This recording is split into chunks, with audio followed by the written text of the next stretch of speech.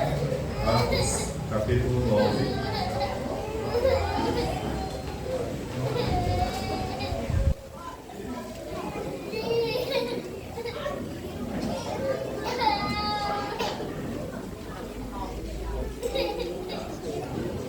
Atos, capítulo 9, do verso 15 ao verso 16. Nós vamos trabalhar segundo o tema que nos foi proposto. Eu já gostaria de agradecer ao pastor Isaac pela oportunidade de estarmos pregando nessa noite. Peço que os irmãos façam silêncio, por gentileza. Amém? Atos capítulo 9, verso 15 e verso 16 diz assim: Disse-lhes, porém, o Senhor: Vai, porque este é para mim um vaso escolhido, para levar o meu nome diante dos gentios, dos reis e dos filhos de Israel. E eu lhe mostrarei quanto deve padecer pelo meu nome. Amém? Pode sentar em nome de Jesus. Meus amados, nessa noite nós vamos decorrer por esse tema tão maravilhoso. Tema esse que é desafiador para nós, mas ao mesmo tempo nos dá o entendimento de que Deus nos chamou para uma obra maravilhosa.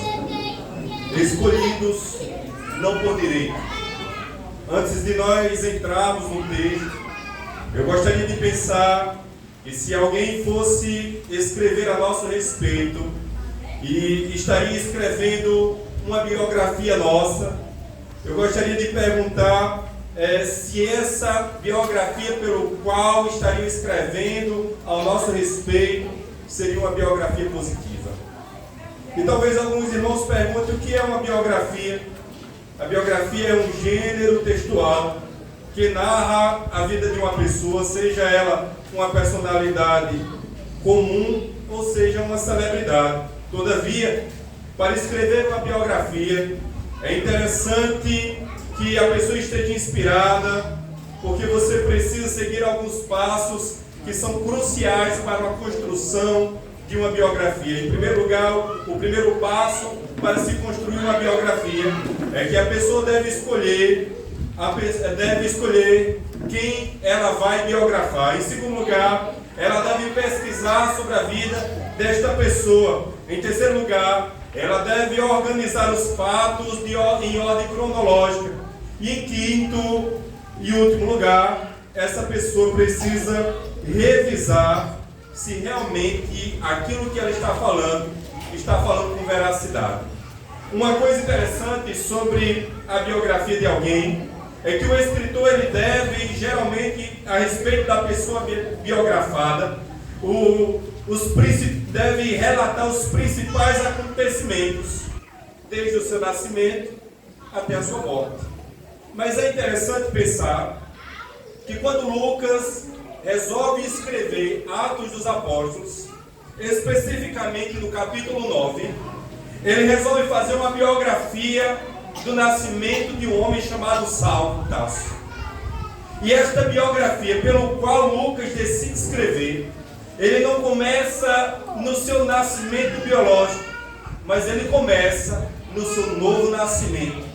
No dia em que há uma conversão genuína, no dia em que Paulo tem um encontro com Jesus. Aleluia. E é interessante que Lucas não somente escreve o momento pelo qual Saulo de Tarso tem um encontro com Jesus, mas ele resolve escrever no decorrer de Atos dos Apóstolos, a partir deste capítulo 9, mais especificamente no final do capítulo 7, que Saulo de Tarso, este homem pelo qual nós conhecemos pelo apóstolo Paulo, ele estaria sendo escrito a respeito dele, desde a sua conversão, as suas viagens missionárias, as suas dificuldades, inclusive a sua sentença de morte.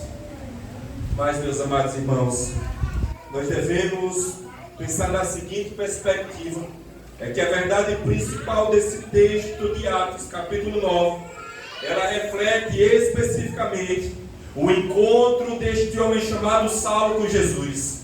Portanto, é nessa medida que nós devemos pensar que aquele que se encontra com Jesus tem a sua vida transformada por ele. Aleluia, glória a Deus. Dentro desse contexto, meus amados irmãos, desta biografia que Lucas resolve escrever a respeito do apóstolo Paulo, que nós vamos decorrer no capítulo 9, para pensar na perspectiva, como foi nos sugerido pelo tema desta noite, escolhidos, mas não por Deus. Veja, meus amados, que quando nós olhamos para o texto da Bíblia Sagrada, nós encontramos esse momento pelo qual começa a dividir a história do judaísmo e do cristianismo. Havia se levantado uma seita chamada a Seita do Caminho, e esta era justamente pelas quais aqueles que ouviram falar de Jesus Cristo, não somente aquele que morreu, mas que ressuscitou o terceiro dia, e que na medida em que eles ouviram falar sobre essa seita do caminho, eu quero que os irmãos pensem na perspectiva deste homem chamado Saulo, este homem que olha para a situação em que estava vivendo o judaísmo, e agora se levanta a possível seita, uma nova seita, essa seita do caminho, e ele decide não somente combater essa seita, mas exterminar por completo. E é interessante, irmãos, que Saulo sai pedindo carta aos fariseus para perseguir estes homens que eram da seita do caminho, que mais tarde serão chamados de cristãos. E eu gostaria de pensar sobre 3 pontos nessa perspectiva. Em primeiro lugar, eu gostaria de pensar que a religião sem Cristo traz como resultado apenas orgulho e morte. Preste atenção que diz o escritor Lucas em Atos capítulo 9, em Atos capítulo 7, do verso 51 ao verso 53, que é o momento ápice pelo qual Saulo de Tarso vai aparecer na história de Atos dos Apóstolos. Olha o que ele diz: depois que Estevão faz um grande amparato, depois que Estevão é colocado à prova diante dos fariseus da época, dos doutores da lei, e ele começa a relatar a respeito dos patriarcas passados, e na medida em que ele faz a sua aplicação, ele aplica dizendo que Jesus Cristo era aquele que era esperado pelos profetas. E quando ele relata este acontecimento, meus amados, é interessante porque todos, no lugar de ser quebrantados com a palavra de Estevão, eles ficaram irados com Estevão de forma tal que leva Estevão para fora da cidade e eles decidem apedrejá-lo até a morte. E é nesse momento que nós vamos encontrar no capítulo 7 do verso 51 dizendo que Estevão fazendo a seguinte reflexão a esses homens: homens de dura serviço e incircuncisos de coração e ouvido, vós sempre resistis ao Espírito Santo, assim vós sois como vossos pais, o qual dos profetas não perseguiram vossos pais, até mataram os que anteriormente anunciaram a vinda do justo, do qual vós agora fostes traidores e homicidas. E no verso de número 54 ele diz: e ouvindo eles isto, enfureceram-se em seu coração e rangiam os dentes contra ele. Veja que a palavra da verdade, ela traz de forma um confrontamento em que os homens não resistiram à palavra que saía da boca de Estevão. Mas é interessante, irmãos, que no verso de número 56, o relato de Lucas vai dizer: e expulsaram da cidade, e apedrejaram, e as testemunhas puseram as suas vestes aos pés de um jovem chamado Saulo, e apedrejaram Estevão, que em invocação dizia: Senhor Jesus, recebe o meu espírito. Veja que é aqui em que Saulo aparece na história, quando as pessoas estavam separadas da cidade, e eles precisavam, na sua concepção religiosa, apedrejar Estevão até a morte. Eles colocaram Saulo mais à margem e depositaram as suas vestes sobre os pés de Saulo. E aqui tem uma coisa interessante, porque alguns estudiosos vão dizer que Saulo não foi um dos que apedrejou Estevão, pois ele ainda não havia ocupado o tempo da maioridade, de forma que para os judeus a maioridade se vinha com os 30 anos. E como ele não tinha voz ativa e ele estava contemplando aquele momento, ele apenas é colocado as vestes daquele que apedrejava José Estevão sobre os seus pés. Isso trazia como um sentimento em que ele estava concordando com aquele apedrejamento daquele jovem chamado Estevão.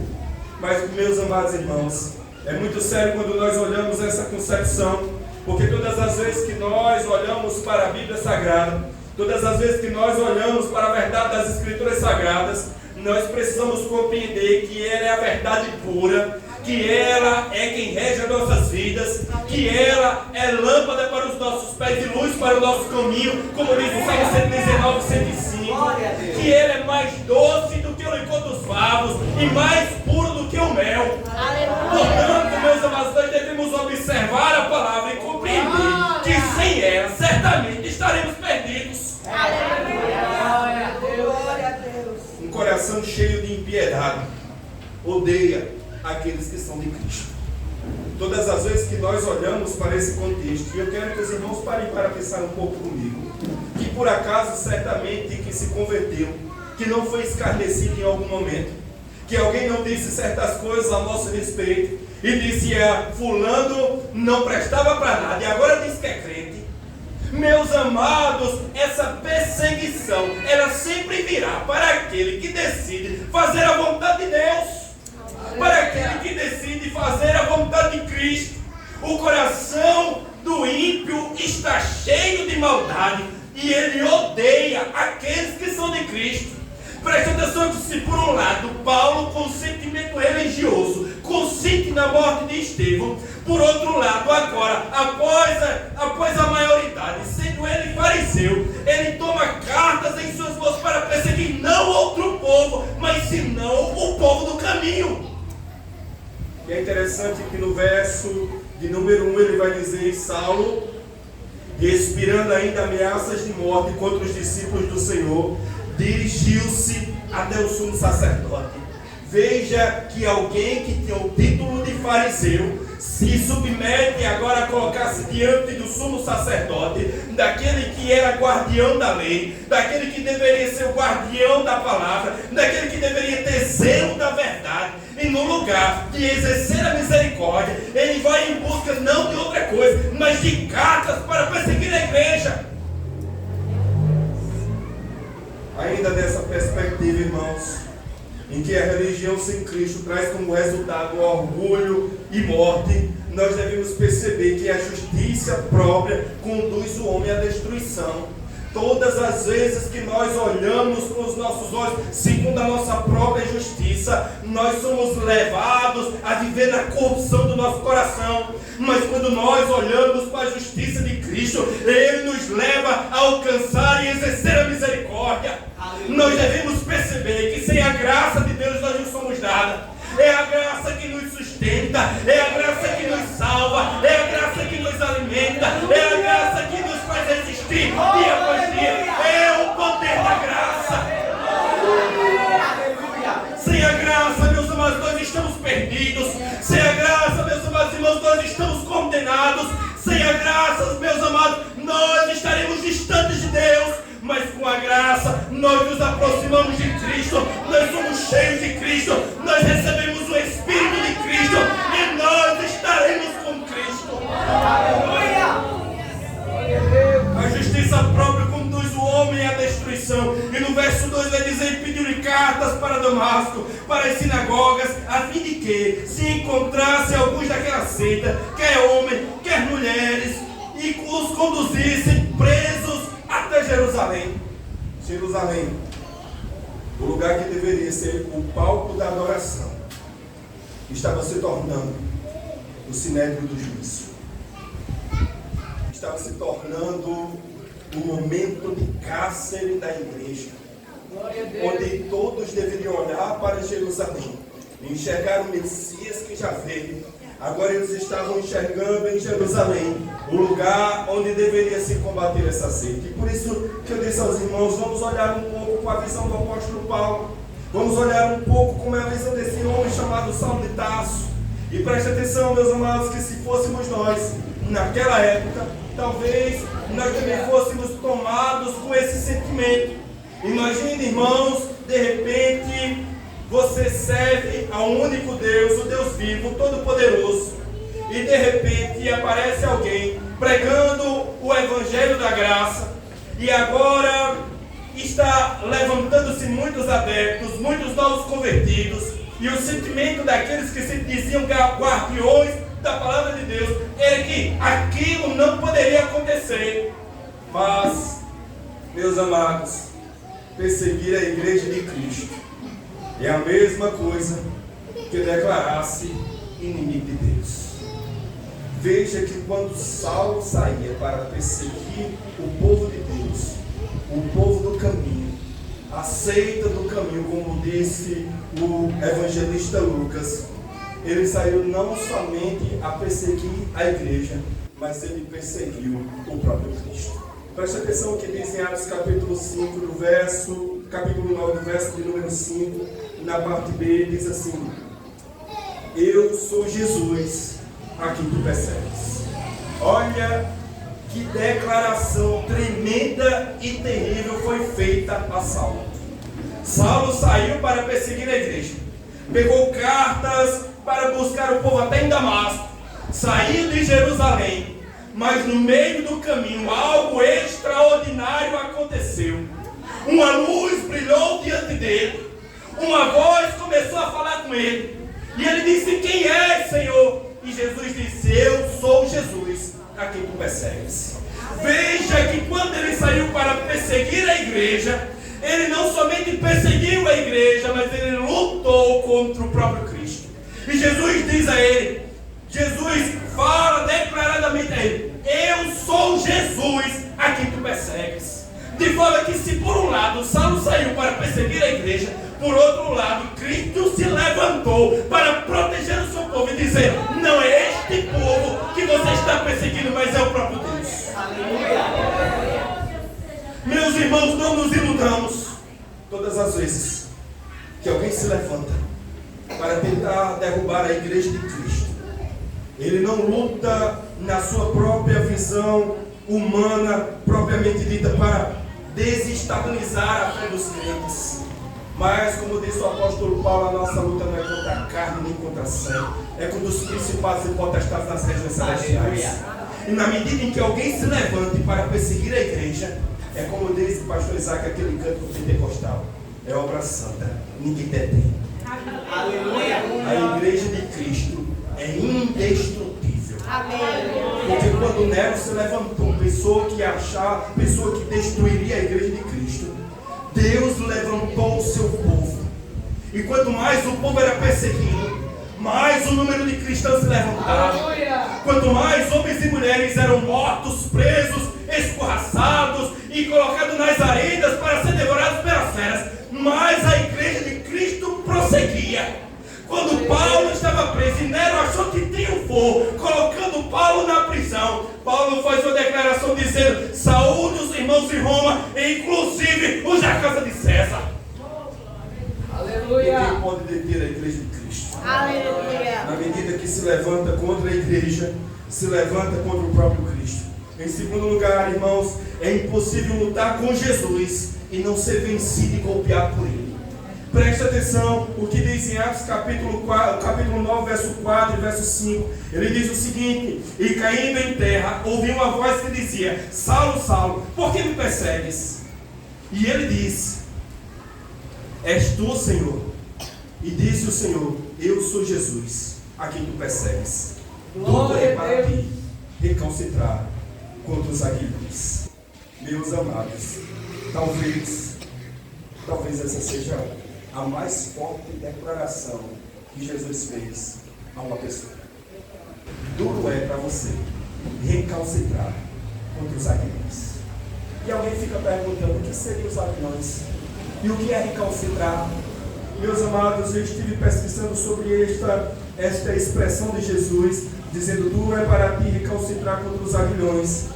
E me faz, na medida que você vai estudar o que é isso, é mais ou menos a ideia em um animal bruto, um touro bravo, onde ele luta e resiste contra aquele que está domando. E o aguilhão, irmãos, não é outra coisa senão uma vara muito grande com uma lança de ferro, uma ponta de ferro, que na medida em que o animal se acoa, que na medida em que o animal resiste, aquele que está lutando com o animal, ele fere para que ele se levante novamente. Na ideia, já que nós somos nordestinos, me permita usar uma ideia mais ou menos de um homem que está no campo e que faz um brete, uma espécie de um curral estreito, um corredor de arame, e precisa passar os animais para subir no carro do boi. E de repente, na medida em que ele coloca o boi se acoa e se deita, e é aquilo que nós chamamos lá no sertão, o boi malhou, deitou-se no chão, não quer ir para a frente, e vem o vaqueiro com um pedaço de jucá, com uma ponta de ferro, e cutuca o boi, de forma que quanto mais ele resiste, mais ele se fere, e o boi se levanta, e é necessário que ele passe no brete. Preste atenção na analogia. Jesus estava dizendo: duro é para ti, Saulo, recalcitrar contra os aguilhões. Em outras palavras, Jesus estava dizendo a Saulo: Saulo, quanto mais você resistir, quanto mais você lutar, se lembre que você está lutando contra mim. E quanto mais você lutar, quanto mais você resistir a isso, mais ferido você vai ficar. Portanto, meus amados, é impossível que alguém que se encontre com Jesus, resistindo o seu poder maravilhoso, fique na posição que esteve, fique na posição que está, porque o Senhor, Ele é poderoso, não somente para mudar a condição do coração do homem, mas para tirar a resistência humana e fazer com que o homem se levante para fazer a vontade daquele que lhe chamou. Glória a Deus. Os pastores mais antigos, o pastor presidente esteve aqui essa noite dando uma palavra, e os pastores mais antigos, eu me lembro que quando eu me convertia se dizia: se não vem pelo amor, vem pela dor. Os irmãos lembram dessa expressão antigamente? Meus amados, quando Deus chama, não adianta resistir, não adianta contorcer-se, não adianta lutar, porque você não está lutando com o homem, mas você está lutando contra o Deus vivo. E contra o Deus vivo, ninguém luta e prevalece, apenas se rende e se dobra a sua vontade. Aleluia! Escolhidos, mas não por direito. Paulo podia sentir-se no direito de perseguir a igreja pelo seu título, mas Cristo chamou, apesar das suas dificuldades e limitações, não pelo mérito do apóstolo Paulo, mas pelo mérito próprio de Cristo, dizendo: você é meu, duro é para ti recalcitrar contra os aguilhões. Aleluia. No verso de número 8 e 9 ele ainda diz o seguinte: e Saulo levantou-se da terra, e abrindo-se-lhe os olhos, não viu a ninguém, e guiado pela mão, o conduziram a Damasco, e esteve 3 dias sem ver, e não comeu, e nem bebeu. Ninguém que luta com Cristo sai vitorioso, irmãos. Ninguém que luta diante do Senhor vai sair da mesma forma que chegou. E me permitam dizer que aqui essa luta não é uma luta de Jacó, que segurou o anjo e foi ferido da juntura da coxa e saiu mancando. E de repente alguém diz: agora Deus mudou o nome de Jacó, de Israel, de Jacó, e colocou o nome de Israel. Veja que Deus não muda o nome de Saulo. Saulo tinha dupla cidadania. Para judeus, para aquele que estava saindo da sinagoga, ele ia chamar de Saulo. Mas posteriormente ele é chamado de Paulo, porque ele decide pregar aos gentios, e tendo ele a dupla cidadania, ele preferia usar o nome de romano do que o nome judeu. Veja, meus amados irmãos, que é impossível lutar contra Jesus e não ser vencido por ele, e não ser golpeado por ele. Porque, meus amados irmãos, quando um pecador se encontra com um Cristo glorioso, algo extraordinário acontece. Todos nós somos pecadores. Um dia nós estávamos distantes de Deus. Um dia nós estávamos longe de Deus, mas Ele nos encontrou. Ele apareceu diante de nós no nosso caminho. Ele fez com que a sua graça se resplandecesse diante de nós.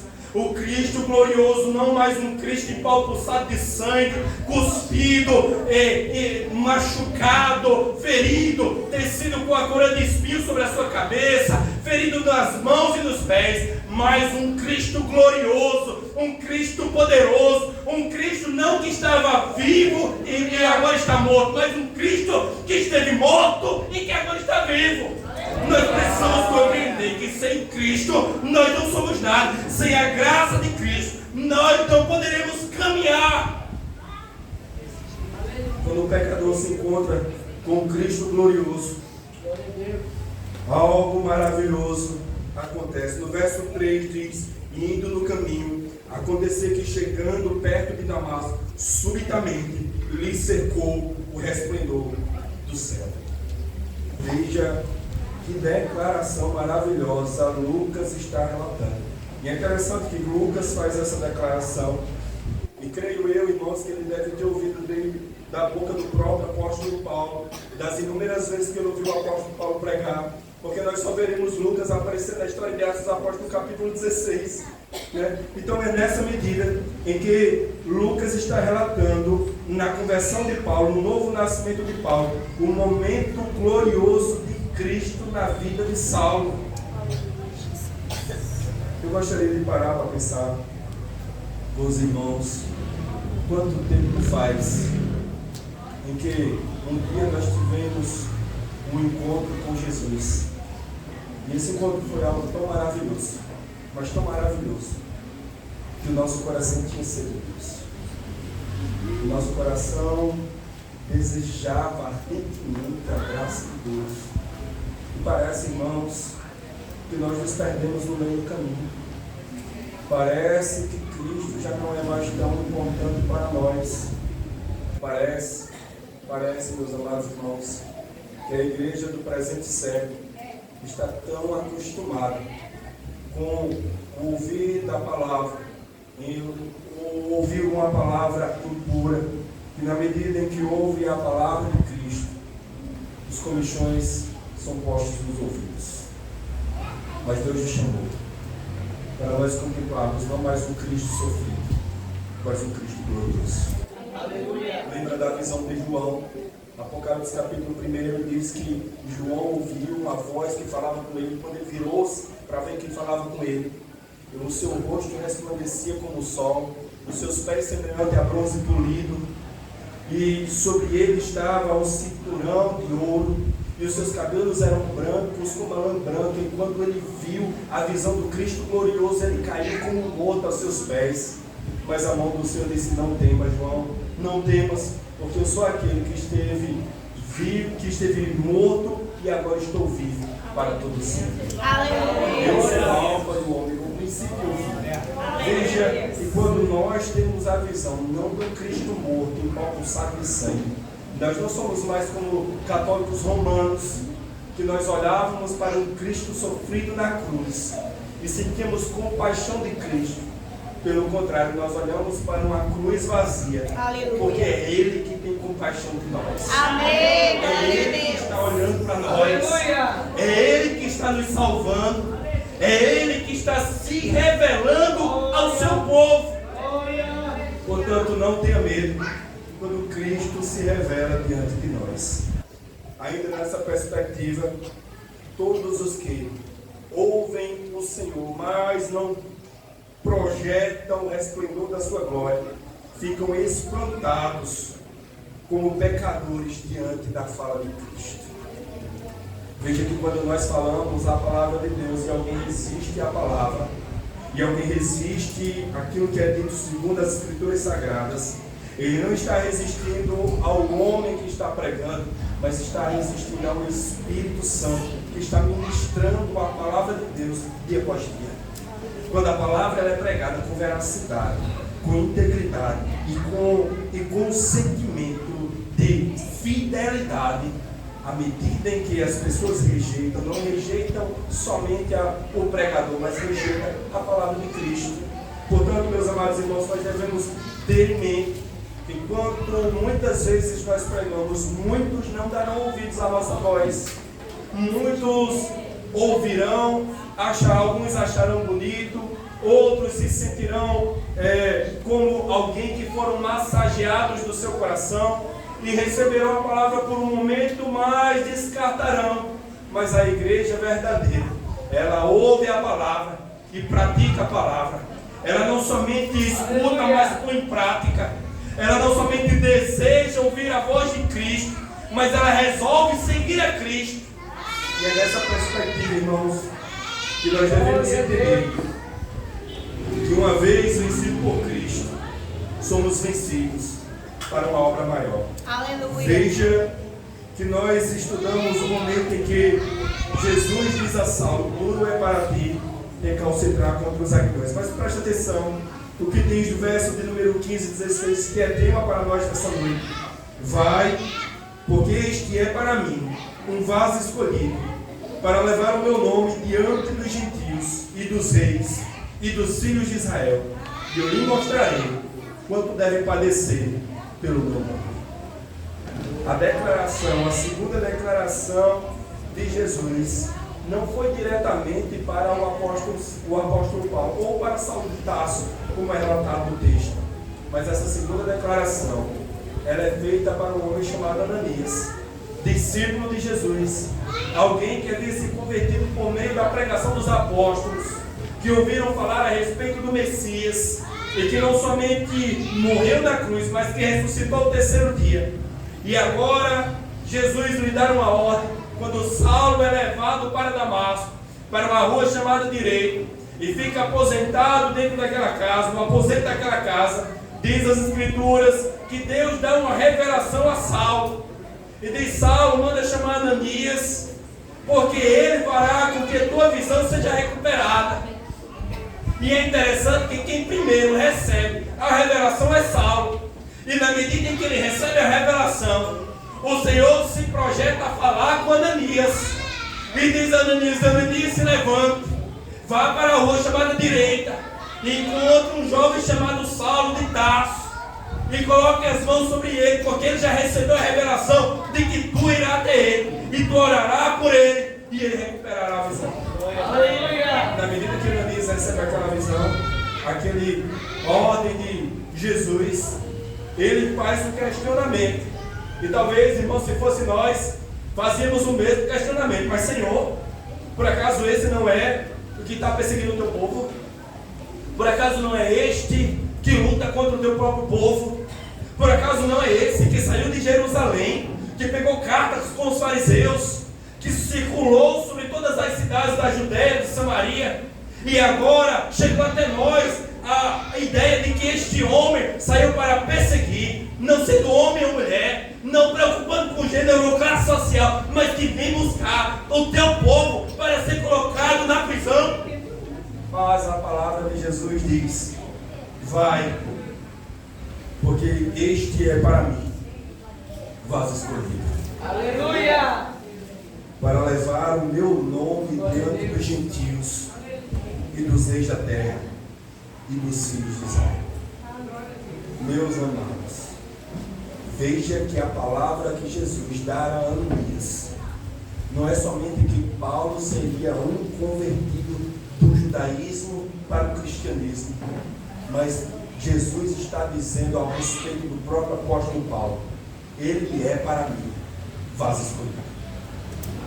Meus irmãos, é nessa hora que eu treino nas bases, porque todas as vezes que eu olho para esse texto, o confronto é muito grande e me faz lembrar, irmãos, sobre esta graça irresistível, sobre esse momento em que, se Deus chamou, está chamado. Se Ele disse algo a nosso respeito, está dito, é irrevogável. Ainda que o homem seja bravo, ainda que o homem lute, ainda que o homem seja aparentemente indomável, o Senhor colocará de pé para fazer aquilo que Ele quer. Amém. Jesus está dizendo a Ananias: ele é para mim vaso escolhido, para levar o meu nome diante dos gentios. E olha que manifestação maravilhosa é que o Evangelho ainda tinha apenas chegado a judeus. Os gentios ainda não ouviram a palavra da salvação de Cristo. Mas Jesus já tinha um plano eterno. E ele, na sua eternidade, decretou que o primeiro homem a levar o Evangelho aos gentios fosse esse homem chamado Saulo de Tarso. O perseguidor virou perseguido. Aleluia. O que era bravo, agora é domado. O que era bruto, agora é colocado nos pés de Jesus. Aleluia. O que tinha visão religiosa, agora está cego. O que achava que podia tudo, agora enxerga que não é nada diante da glória do Deus vivo. Aleluia. Eu faço lembrar, irmãos, do chamado de Jeremias. Quando o Senhor se revela a Jeremias, Jeremias diz: eu sou só uma criança. E o Senhor disse: Jeremias, não diga que tu és somente uma criança, porque onde eu te mandar tu vai, e o que eu disser para tu falar, tu vai falar. Essa graça irresistível que faz com que o homem, ouvindo a voz de Deus vivo, obedeça o seu chamado e siga para a vontade daquele que te chamou. Certa vez, o meu antigo pastor Roberto, ele disse uma coisa a mim que eu nunca me esqueci. E eu contei a ele, desabafei com ele algumas dificuldades que eu estava enfrentando naquela época da minha conversão. E Deus estava evidenciando o ministério na minha vida. E ele disse algo a mim que eu nunca esqueci. Ele disse: pastor, está acontecendo isso. Tais dificuldades têm se levantado. As lutas têm sido essa. E a palavra que me deu foi: disse, meu filho, quem tem ministério não tem opção. Eu quero dizer, pastor Isaac, quem tem ministério não tem opção. Pastores, homens, mulheres que têm chamado, quem tem ministério não tem opção. Aleluia. Ou você segue, ou você segue. E quanto mais você resistir, quanto mais você lutar, quanto mais você relutar contra a vontade de Cristo, mais você vai ser ferido. Porque o Senhor te chamou, o Senhor nos chamou para levar a verdade na nossa mãos. Veja que Jesus diz a Ananias: este é para mim fazer escolhido para levar o meu nome diante dos gentios, dos reis da terra e dos filhos de Israel. O homem que levava em seus lábios a fé judaica, agora é chamado para levar o nome de Cristo. Antes nós andávamos com o mundo, levávamos a nossa vida, nosso bel prazer. Achávamos que as nossas verdades eram as verdades absolutas. Mas um dia, quando fomos rendidos, enxergamos que só existe uma única verdade: Cristo é a nossa verdade. Aleluia. E na medida em que nós recebemos a verdade de Cristo, devemos caminhar levando essa verdade sobre os quatro cantos da terra, no meio da nossa família, no meio do nosso bairro, no meio da nossa cidade, onde quer que estejamos. Cristo é a verdade das Escrituras. Ele é o começo de todas as coisas. Ele é o fim de todas as coisas. Todas as coisas foram feitas por Ele, e sem Ele nada do que foi feito se fez. Aleluia. Cristo é e sempre será glorificado no meio da verdadeira igreja. Portanto, meus amados, não tenha medo, porque um homem que saiu para levar as cartas de Jerusalém até Damasco, as cartas para perseguir a igreja, agora Deus o levanta para não levar mais cartas de perseguição, mas para levar o evangelho da graça do Cristo. Paulo está numa situação agora delicada, porque quem falou não foi Ananias. Quem falou não foram os discípulos. Quem falou não foram os fariseus. Quem falou foi o próprio Cristo. E ele diz: eu lhe mostrarei, presta atenção nessa expressão, e eu lhe mostrarei quanto deve padecer pelo meu nome. Em outra versão, você vai encontrar assim: e eu irei lhe mostrar o quanto ele sofrerá pelo meu nome. Veja, meus amados, talvez você diga assim, mas Deus, tanta dificuldade eu tenho enfrentado, tanta luta eu tenho passado, tanta angústia tem me cercado, mas eu quero lhe dizer que o Evangelho é para sofrer. No tempo em que as pessoas dizem, venha para Jesus e tudo estará resolvido, não é essa a teologia pelo qual nós enxergamos nas Escrituras. Pelo contrário, o próprio Jesus está dizendo, eu lhe mostrarei o quanto deve padecer pelo meu nome. Servir a Cristo é sofrer por amor de Cristo. Jesus certa vez disse, quem achar a sua vida, perdeu-a. Mas quem perder a sua vida por amor de mim, encontrará. O Evangelho é perder para ganhar. É sofrer para ser vitorioso. O Evangelho é o contrassenso do mundo. Veja que nós estamos em tempo de eleição. E está aí todo mundo levantando as bandeiras dos seus candidatos. E alguns chegam e dizem, esse já ganhou. Mas esse já está ganho. E saem nas ruas, lutando pelos seus candidatos, levantando as bandeiras dos seus candidatos. Mas nós, a Igreja de Cristo, devemos levantar a bandeira de Cristo, dizendo que Ele é o Senhor das nossas vidas. E que ainda que isso implique para nós sofrer, padecer, se ficar angustiado com tudo, nós devemos levar as verdades de Cristo. Aleluia! Deus escolheu a Paulo e separou como vaso escolhido. Na ideia de Paulo, na ideia de Jesus a respeito de Paulo, Paulo foi um vaso impuro. Veja que na medida em que Paulo olha para a sua situação e o Senhor se revela até ele, agora o Cristo que é puro se revela a um homem impuro. O Cristo que é santo se revela a um homem que é profano. Um Cristo que é amoroso e impiedoso se revela a um homem cheio de cólera e de impiedade. Mas é interessante, irmãos, que este vaso de impureza, chamado Saulo, ele escreve a Timóteo no capítulo 1, no verso de número 13, ele diz o seguinte, uma declaração maravilhosa: a mim que dantes fui blasfemo e perseguidor e opressor, mas alcancei misericórdia, porque eu fiz ignorantemente na minha incredulidade. Veja que quando Paulo se colocava numa posição de incredulidade, no momento em que ele não conhecia Cristo, ele perseguia a igreja de Cristo. Mas agora, sendo regenerado por Cristo, ele sai para ser perseguido. Em segundo lugar, irmãos, na perspectiva de Paulo como vaso, Paulo foi um vaso frágil diante de todos os homens e diante de Cristo. No verso 16 de Atos dos Apóstolos, nós vamos mostrar, o próprio Jesus dizendo, eu lhe mostrarei quanto deve padecer por amor do meu nome. Paulo não era somente um vaso impuro, mas também era um vaso frágil. Em terceiro lugar, ainda sobre Paulo como um vaso, Paulo foi um vaso vazio.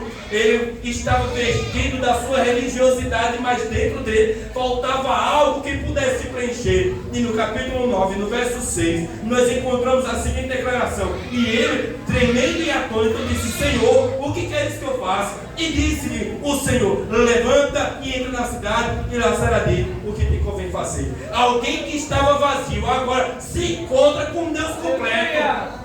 Paulo ainda como um vaso diante de Deus. Ele não somente foi também um vaso vazio, mas ele também foi um vaso escolhido, como nós podemos contemplar no verso de número 16, dizendo que haveria de padecer por amor do seu nome. Ainda nessa perspectiva, Paulo não somente foi um vaso escolhido, mas também agora ele é um vaso cheio do Espírito Santo. Presta atenção no que diz em Atos capítulo 20, do verso de número 24, Paulo vai falar a seguinte declaração.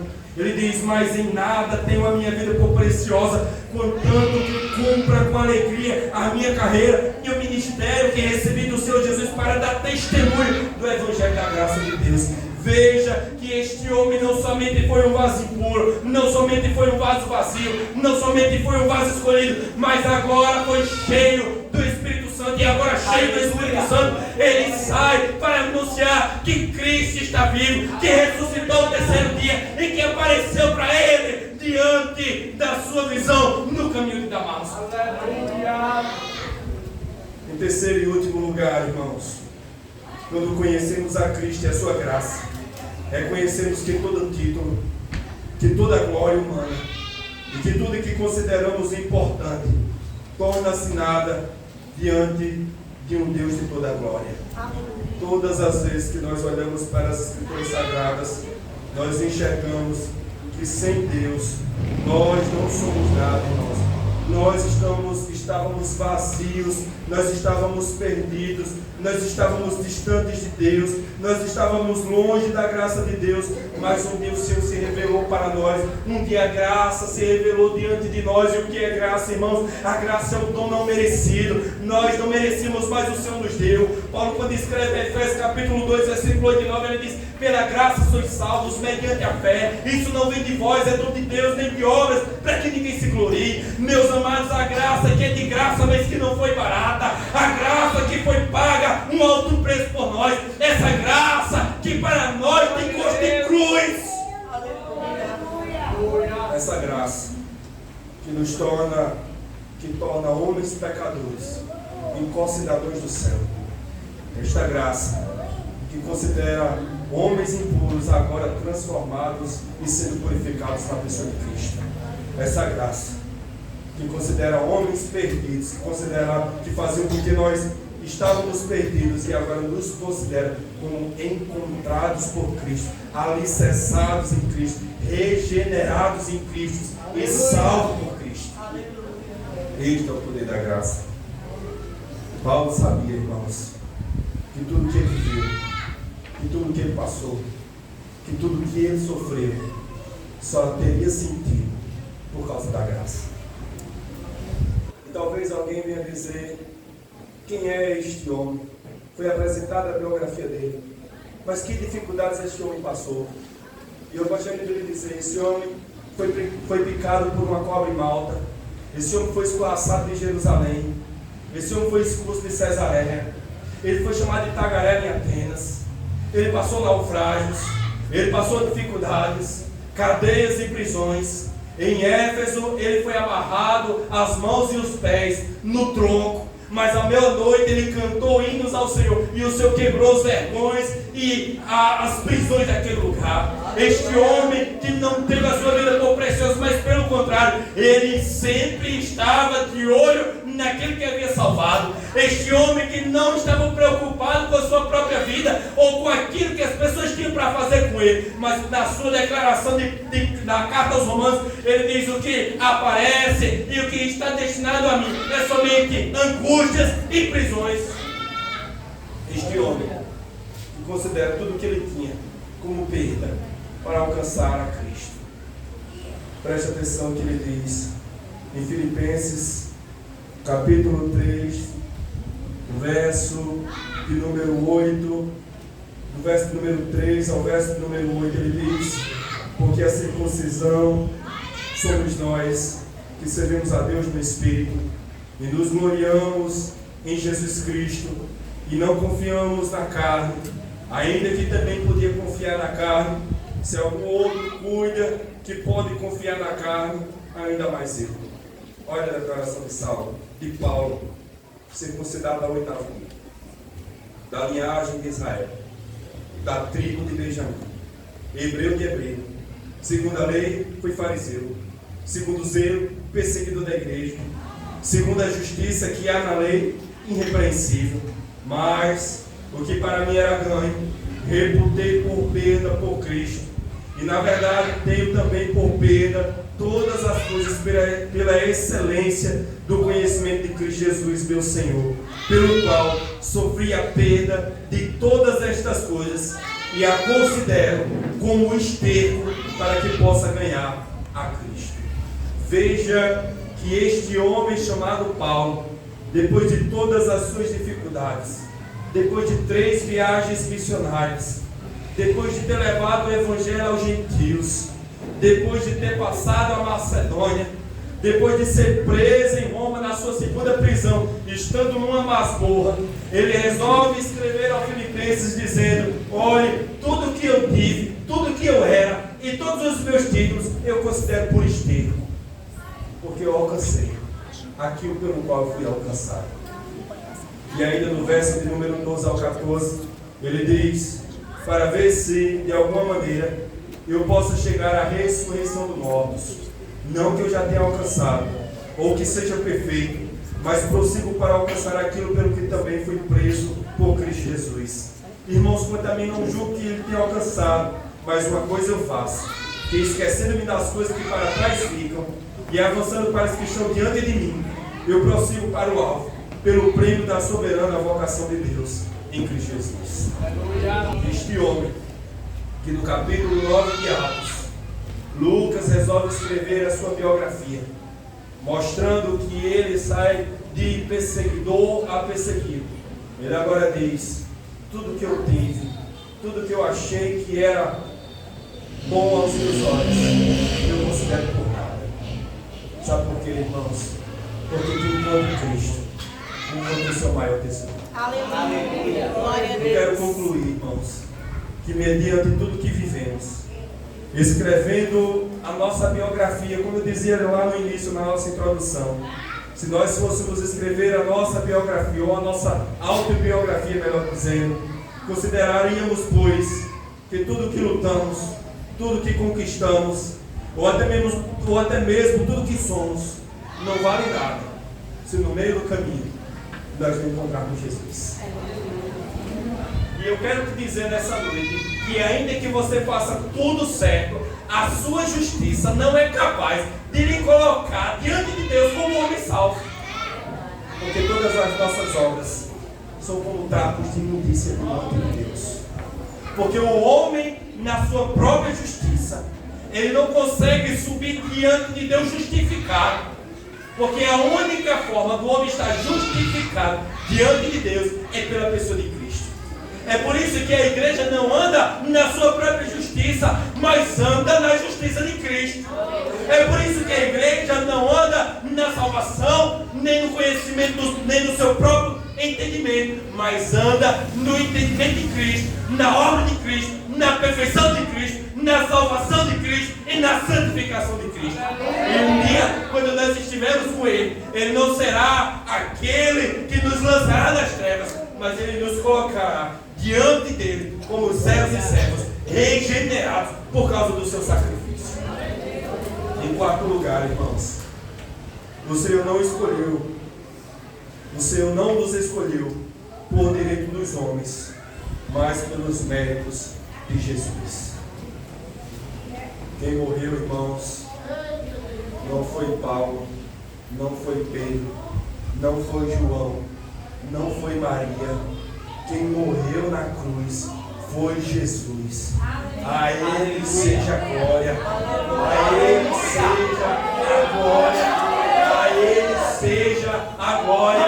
Paulo, escrevendo a Romanos, vai dizer: porque dele, por Ele e para Ele são todas as coisas, glórias, pois a Ele eternamente. Amém. Ele é o detentor de toda a glória. Em quinto e último lugar, o Evangelho não é para fortes. Grave isso. O Evangelho é para homens e mulheres fracos, que reconhecem que não são nada sem Jesus. Portanto, se alguém pensa em ser alguma coisa, eu quero lhe dizer nessa noite: grande é o Senhor da glória. Ele é a razão da nossa vida. Como disse o poeta Paulo, escrevendo, Paulo relatando aos irmãos de Atenas: nele nós nascemos, movemos e existimos.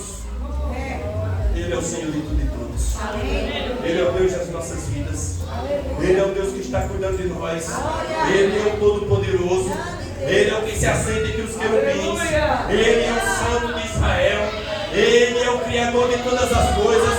João capítulo 1 vai dizer que no princípio ele era o Verbo, e o Verbo era Deus, e o Verbo estava com Deus, e o Verbo se fez carne e habitou entre nós, cheio de graça e de verdade, e vemos a sua glória, como a glória do unigênito Filho de Deus. Todas as coisas foram feitas por Ele. Sem Ele, nada do que foi feito se fez. Ele é o resplendor da glória de Deus. Ele é o Todo-Poderoso. Ele é o Senhor de tudo e de todos. Ele é o Deus da igreja. Ele é aquele que se assenta entre os querubins. Ele é aquele que tem a chave de Davi. Ele é aquele que diante dele se comparecerá todo homem nascido de mulher, seja de raça, tribo, língua e nação, e dirá: Jesus Cristo, Ele é o Senhor de toda a glória.